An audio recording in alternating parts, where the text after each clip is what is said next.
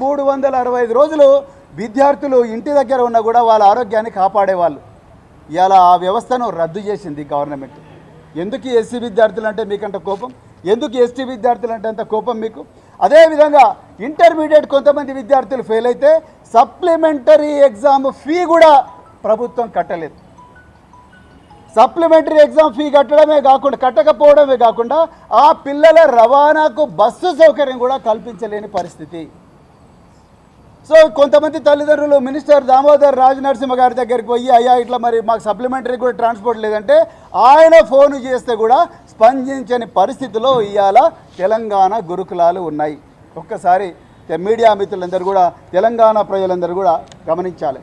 ఈ పిల్లలకు ఆలనా పాలన మరి టీచర్లు చేయలేరు, టీచర్ల మీద భారం ఎక్కువగా ఉన్నదని చెప్పి ఆనాడు ఉన్న బడ్జెట్లోనే అసిస్టెంట్ కేర్ టేకర్ అనే ఒక పదవిని సృష్టించి 260 మంది అసిస్టెంట్ కేర్ టేకర్లు నియమించి వాళ్ళని స్కూళ్ళల్లో పెట్టి ఉదయం 6 గంటల నుంచి రాత్రి 10 గంటల వరకు డైనింగ్ హాలు, కిచెను, టాయిలెట్స్, ఈ మెయింటెనెన్స్ అంతా కూడా వాళ్ళ చేతికి అప్పగిస్తే ఒక్క దెబ్బకు ఆ 260 మందిని తీసేసింది అలుగు వర్షిని. రేవంత్ రెడ్డి మీకు ఈ విషయం తెలుసా? మీకు తెలియకుండా జరుగుతుందా ఈ విషయం? మరి ఆ 260 మంది తీసి ఇవాళ పిల్లలే మీరే మీ టాయిలెట్లు మీరు కడుక్కోమన్నది మీరు కాదా? మీ అధికారి కాదా? ఒక్కసారి తెలంగాణ ప్రజలందరూ కూడా గమనించాలని చెప్పేసి ఈ సందర్భంగా నేను కోరుకుంటున్నా. అదేవిధంగా మరి సిఓఈలో నుంచి వీళ్ళని తీయడం, అదేవిధంగా మరి ఐసీటీ పోస్టులకు కూడా అదేవిధంగా మరి డేటా ఎంట్రీ ఆపరేటర్ పోస్టులు ఎవరైతే పేద వర్గాల నుంచి వచ్చిన వాళ్ళు ఉన్నారో వాళ్ళందరి పోస్టులు కూడా తీసేసి మరి గందరగోళం చేస్తూ ఉన్నారు. అదేవిధంగా కోడింగ్ స్కూల్ అయితే పూర్తిగా నిరాదరణకు గురైంది. హిందుస్థాన్ ఏరోనాటిక్స్ లిమిటెడ్ 17 కోట్లు ఇచ్చి ఒక కోడింగ్ అకాడమీ కడతామని ముందరికి వస్తే ఇలా కోడింగ్ స్కూల్ కూడా ఖతం చేసే పనిలో ఇలా మరి తెలంగాణ సాంఘిక సంక్షేమ గురుకుల విద్యాలయాల సంస్థ పనిచేస్తూ ఉన్నది. కేసీఆర్ గారి టైంలో దాదాపు 7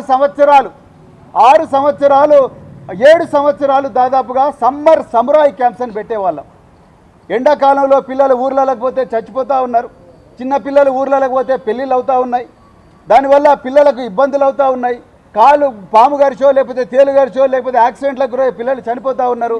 వాళ్ళందరినీ కూడా మనం స్కూళ్ళలోనే ఎంగేజ్ చేయాలని చెప్పేసి సమ్మర్ క్యాంపులు లక్షలాది మంది విద్యార్థులకు పెడితే సిగ్గుతో తల వంచుకోవాల్సిన విషయం ఏంటంటే రేవంత్ రెడ్డి పాలనలో, ఈ సాంఘిక సంక్షేమ శాఖ మంత్రి రేవంత్ రెడ్డి పాలనలో ఈరోజు సమ్మర్ క్యాంపులు గత 2 సంవత్సరాల నుంచి బంద్ అయినాయి. ఎందుకయ్యా రేవంత్ రెడ్డి నీకు అంత కోపం? ఎందుకు మీ అధికారులకు అంత కోపం? మీ పేద పిల్లలంటే అంటే మీ పిల్లలకు ఒక న్యాయం, మా పేద పిల్లలకి ఇంకొక న్యాయం.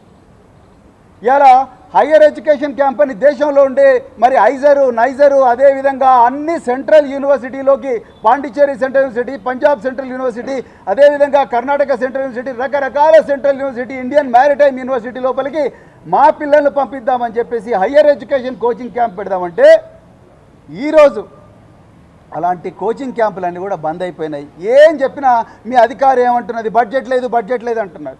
అందాల పోటీల లోపల అందాల భామలకు వాళ్ళకు ఒక్కొక్కరికి 30 తులాల బంగారం ఇవ్వడానికి మీ దగ్గర బడ్జెట్ వస్తుంది. వాళ్ళందరికీ స్టార్ హోటల్లో సదుపాయాలు కల్పించడానికి మీ దగ్గర బడ్జెట్ వస్తుంది. వాళ్ళందరినీ తెలంగాణలో రకరకాల ప్రదేశాలు తిప్పడానికి మీకు బడ్జెట్ వస్తుంది. వాళ్ళందరినీ విమానాల్లో తిప్పడానికి మీకు బడ్జెట్ వస్తుంది. ఆ ఈవెంట్ మేనేజ్మెంట్కి మీకు బడ్జెట్ వస్తుంది. 200 కోట్లు బడ్జెట్ వస్తుంది. కానీ తెలంగాణ కోసం పోరాడిన తల్లిదండ్రుల బిడ్డలు, తెలంగాణ భావితరాలైన ఈ బిడ్డల విషయంకి వచ్చే వరకు మీ అధికారులకు బడ్జెట్ లేదనే విషయం గుర్తుకొస్తూ ఉన్నది. ఇది వివక్ష కాదా రేవంత్ రెడ్డి? ఇది వివక్ష కాదా? నేను మళ్ళీ అడుగుతున్నా. అదేవిధంగా మరి ఒకటే స్కూలుకు ఒక 3 స్కూళ్ళు కలిపి ఒక ఎలక్ట్రీషియన్ అంట. ఎక్కడన్నా విన్నామా? కరెంటు పోతున్నది మీ పాలనలో. వానాకాలం రేపొద్దున ఏదైనా కరెంటు పోతే 3 స్కూళ్ళ కలిపి ఒకటే ఎలక్ట్రీషియన్ అంటే ఎట్లా వీలవుతుందండి? 3 స్కూళ్ళకి ఒకటే ఎలక్ట్రీషియన్. అప్పుడు ఉన్న బడ్జెట్లోనే ఒక్కొక్క స్కూల్కి ఒక్కొక్క ఎలక్ట్రీషియన్ ఇచ్చిన పరిస్థితి నుండి అలా 3-4 స్కూళ్ళకి కలిపి ఒక ఎలక్ట్రీషియన్ పెడతా ఉన్నారు మీరు. పిల్లలకు రాత్రిపూట పాములు తేళ్లు గరిస్తే బయటికి పోతే విద్యార్థులు వాళ్ళ పరిస్థితి ఏం కావాలి? వాచ్మెన్లను చాలా చోట్ల తీసేసిండ్రు. అమ్మాయిల స్కూళ్ళల్లో వాచ్మెన్లు ఆ రక్షణ లేకపోతే అమ్మాయిల సంరక్షణ ఏం కావాలి? దానికి మీరు బాధ్యత తీసుకుంటారా రేవంత్ రెడ్డి? మరి దాని మీద మీ దగ్గర ఎక్కడ కూడా ఆన్సర్ లేదు.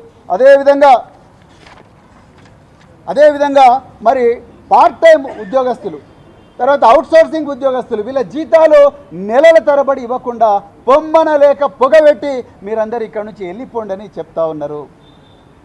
ఎంత అన్యాయం ఇది! ఇందుకోసమేనా మీకు అధికారం ఇచ్చింది? అదేవిధంగా మరి క్రీడా పాఠశాలలు, క్రీడా అకాడమీలు దాదాపుగా ఒకటి స్లోగా అక్కడ పనిచేసే ఉపాధ్యాయులకు జీతాలు ఇవ్వకుండా వాళ్ళని వెళ్ళిపోమని చెప్తా ఉన్నారు. అదేవిధంగా మరి ఇట్లా చాలా చోట్ల కూడా పేద విద్యార్థుల చదువుకు మరి పూర్తిగా నాశనం చేయడం కోసమే ఇలా రేవంత్ రెడ్డి కంకణం కట్టుకున్నాడు. మరి ముఖ్యంగా ఎస్సీ వర్గాల మీద విపరీతమైన వివక్ష చూపిస్తూ ఉన్నాడు.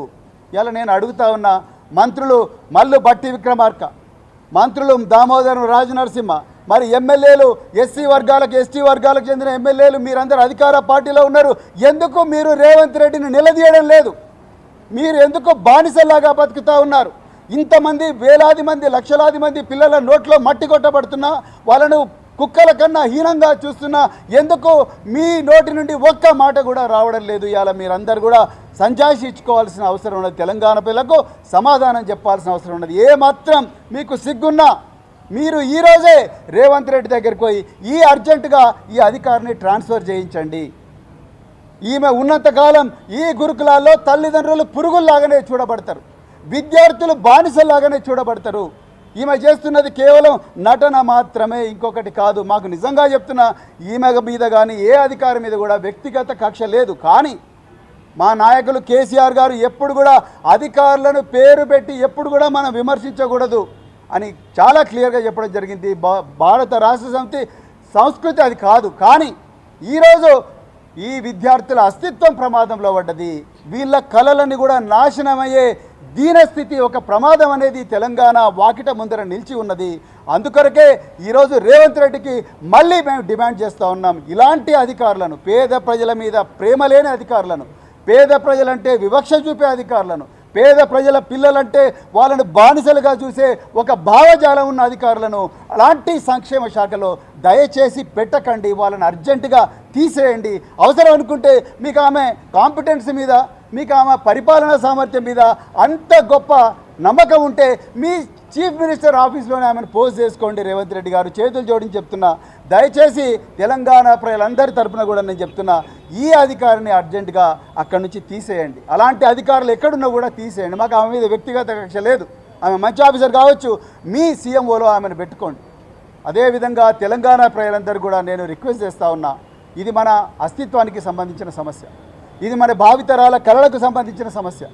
ఈరోజు మీరు కోదాడలో ఉన్నా, కొడంగల్లో ఉన్నా, అలంపూర్లో ఉన్నా, ఆదిలాబాద్లో ఉన్నా, ఆనాడు కేసీఆర్ గారు తెలంగాణలో ఒక తరం బాగుపడాలి, గతంలో జరిగిన బలహీనతలు, అణచివేతలు ఏవైతున్నాయో ఆ అణచివేతలను రూపుమాపి ఒక కొత్త తరాన్ని నిర్మించాలి అని చెప్పి గురుకుల విద్యాలయాలకు అద్భుతమైన ప్రోత్సాహం ఇచ్చిండు. కానీ ఆ గురుకుల విద్యాలయాల ప్రయోగం ఇలా ప్రమాద స్థాయికి చేరుకున్నది.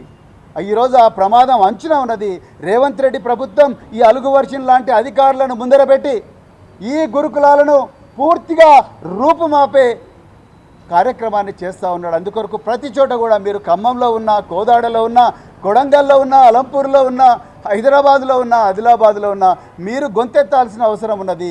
ఈ గురుకులాల మీద జరుగుతున్న అన్యాయాల్ని, అక్రమాలను, దోపిడీని మనం అడ్డుకోవాల్సిన అవసరం ఉన్నదని చెప్తూ మరొక్కసారి ఈరోజు మరి ఇంత దూరం వచ్చిన తల్లిదండ్రులకు, మరి విద్యార్థుల పక్షాన నిలిపించిన తల్లిదండ్రులందరికీ కూడా, నిలిచిన తల్లిదండ్రులందరికీ ధన్యవాదాలు చెప్తూ, మరి గౌలిదొడ్డి గురుకుల పాఠశాలతో సహా అన్ని ప్రతిభా పాఠశాలల్లో ఏవైతే మరి విద్యార్థులను 2వ సంవత్సర విద్యార్థులను వెళ్ళిపోమని చెప్తున్నారో వాళ్ళందరినీ కూడా పూర్తిగా మళ్ళీ అదే కళాశాలలో కొనసాగించాలని చెప్తూ, అదేవిధంగా గెస్ట్ ఫ్యాకల్టీని కూడా మరి కొనసాగించాలి, వాళ్ళకు నెలకు 1వ తారీఖు జీతాలు ఇవ్వాలని చెప్తూ, ఈ టాయిలెట్లు గడగడం అలాంటి మరి అవమానకరమైన ఆరోపణలు చేసిన, అవమానకరమైన ఆదేశాలు ఇచ్చిన అధికారులు ఎవరైతే ఉన్నారో వాళ్ళ మీద శాఖాపరమైన చర్యలు తీసుకొని మీ